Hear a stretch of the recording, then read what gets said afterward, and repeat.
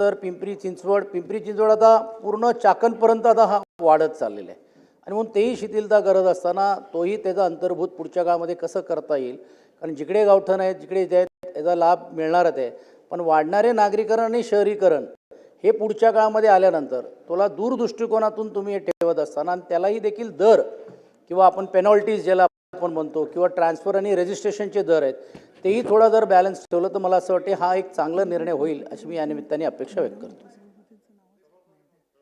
आमदार प्रवीण दरेकर. सभापती महोदय, विधेयक क्रमांक 94 तुकडाबंदी संदर्भात हे विधेयक आहे त्याचं मी मनापासून स्वागत करतो आणि विशेषतः मी या ठिकाणी उभा आहे तो राज्याचे महसूल मंत्री बावनकुळे साहेब यांचं मनापासून अभिनंदन करण्यासाठी या ठिकाणी उभा आहे. कारण सभापती महोदय, रेव्हेन्यूमध्ये क्रांतिकारी अशा प्रकारचे निर्णय झाले ज्याचं कौतुक विरोधी पक्षांनी सुद्धा केलं आणि तो इफेक्ट आज सर्वसामान्यांना त्या ठिकाणी दिसतोय आणि याची अनुभूती आम्ही अनेक प्रसंगातून घेतलेली आहे.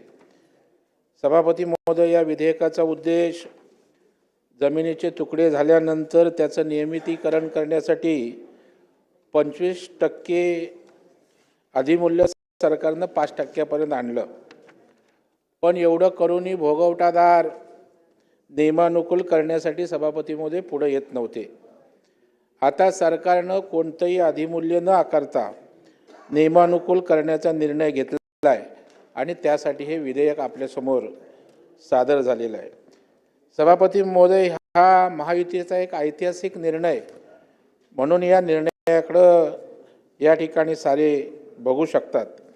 मी या ठिकाणी म्हणून देवेंद्र फडणवीस साहेब राज्याचे मुख्यमंत्री म्हणून आणि बावनकुळे साहेबांचं मनापासून आभार व्यक्त करतो, त्यांचं मनापासून धन्यवाद देतो.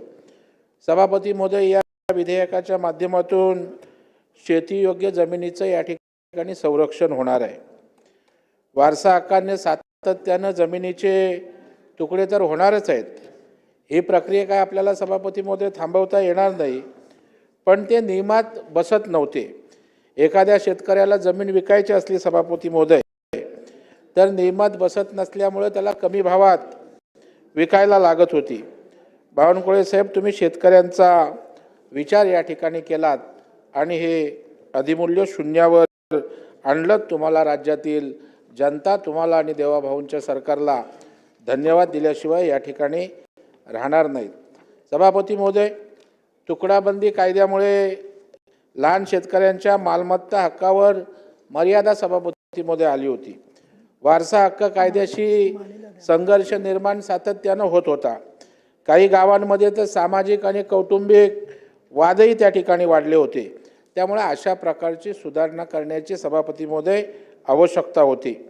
हा कायदा शेतकऱ्यांच्या दीर्घकालीन हितासाठी अत्यावश्यक होता आणि तुम्ही आणलात त्याबद्दल मनापासून धन्यवाद. फक्त एक सूचना आपल्याला या ठिकाणी करायची आहे मंत्री महोदय, की आपण कायदा केला, तरतुदी केल्या, पण अंमलबजावणी यंत्रणेकडून जर नियमानुकूल करण्यासाठी त्रास दिला गेला तर शून्य अधिमूल्य करूनही शेतकरी पुढे येणार नाहीत आणि त्यामुळे डीम कन्व्हेन्स प्रमाणे काही करता आलं का या संदर्भात पाहावं आणि तशा प्रकारची मॉनिटरिंग सिस्टीमसुद्धा आपण उभी करावी ही विनंती या निमित्तानं करणार आहे.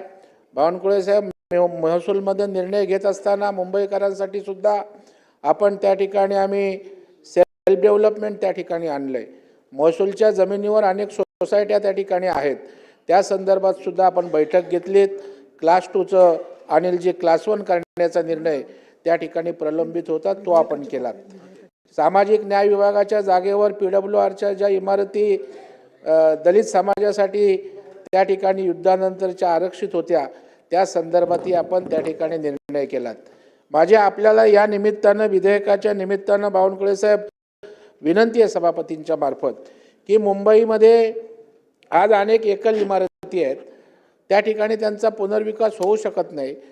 रेव्हेन्यूचे काही विषय त्या ठिकाणी आहेत, त्याही बाबतीत लक्ष घालून त्या ठिकाणी महसूल विभागाशी जे संबंधित विषय मुंबईचे छोटे छोटे अशा इमारतींचे आहेत तेही मार्गी त्या ठिकाणी लावावेत. जसं शेतकऱ्यांना तुकडाबंदीचा या ठिकाणी आणि वाढत्या शहराला फायदा होणार आहे, त्याच पद्धतीनं आपण लक्ष घालून मुंबईकरांच्याही या प्रश्नांमध्ये आपल्या खात्यातून न्याय द्यावा अशी मी विनंती करतो आणि आपलं मनापासून धन्यवाद देतो की या सभागृहाच्या माध्यमातून सुद्धा की महसूल खात्यामध्ये एक आमूलाग्र अशा प्रकारचे बदल होत आहेत, तात्काळ निर्णय त्या ठिकाणी होत आहेत आणि जे देवाभाऊ बोलतात की महाराष्ट्र आता थांबणार नाही, तसा आमचा महसूल विभागही आता प्रगतीच्या बाबतीत थांबणार नाही हे आपण दाखवून देत आहे. त्याबद्दल विधेयकाच्या निमित्तानं आपलं स्वागत करतो, विधेयकाचं स्वागत करतो आणि थांबतो. धन्यवाद. हे पहा, मी सगळ्या सदस्यांना अवगत करू इच्छिते की तुम्ही सगळ्यांचा आता बऱ्यापैकी अनुभव झालेला आहे, सगळ्यांना बोलायला देणार आहे. परंतु इकडचं एक झालं की इकडचं एक, असं जरी हा प्रस्ताव नसला तरी थोडंसं आपण सभागृहातलं समतोल करायचा प्रयत्न करतो. त्यामुळे तुम्ही गलबला करू नका, प्रत्येकाला बोलायला देणार आहे. मी कोणी हात वर केलेत, लिहून घेतलेत, त्यामुळे कुणाचंही नाव राहणार नाही आहे.